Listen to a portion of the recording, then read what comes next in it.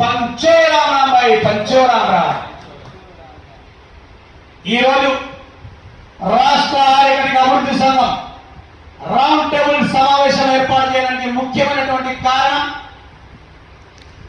ఆర్యకటికలంటే ఇంతకు ముందున్నటువంటి 10 ఏళ్ల ప్రభుత్వానికి ఇప్పుడు ఉన్నటువంటి ఈ ప్రభుత్వానికి కళ్ళకు కనిపిస్తలే.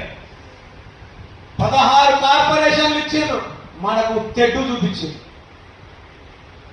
ఏదో మెమరాండాలు మాట వరుసకు ఇయ్యాలే, కంపల్సరీ వాళ్ళు ఇస్తారు అనేటువంటి ఆశాభావులతోని ఆశ పడి మరి మనోళ్ళు నిజంగా ఓ పొన్నం ప్రభాకర్ గారికి మిగతా మినిస్టర్లకు అందరికీ ఇవ్వడం జరుగుతుంది. మనం కూడా ఇస్తున్నాం, ఇచ్చడం కూడా.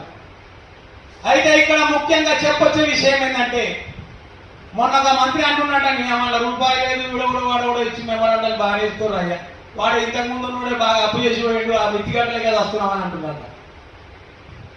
మిత్తిగట్టు నువ్వు ఏమన్నా చెయ్యి, కార్పొరేషన్లు 16 కులాల వాళ్ళకు నువ్వు ఇచ్చినప్పుడు నువ్వు బడ్జెట్ ఎట్లయినా పెడతావు కదనయ్యా. మరి ఆరగడికలు కనిపిస్తలేదా నీకు? వాళ్ళకి ఇచ్చినట్టే 2 మెతుకులు మా గుడి. ఈ తెలంగాణ కోసం మా మిర్యాలకల్ సునీల్ కుమార్ ఆత్మ బలిదానం ఇచ్చిండు, దాన్ని గుర్తించాలి. అంతేకాకుండా గత ప్రభుత్వంలో 2020 నుంచి 2023 వరకు 10 మంది ఉరేసుకొని చనిపోయారు. ఆర్థిక పరిస్థితులు బాగలేక ఆ కుటుంబాలు రోడ్డున పడ్డాయి.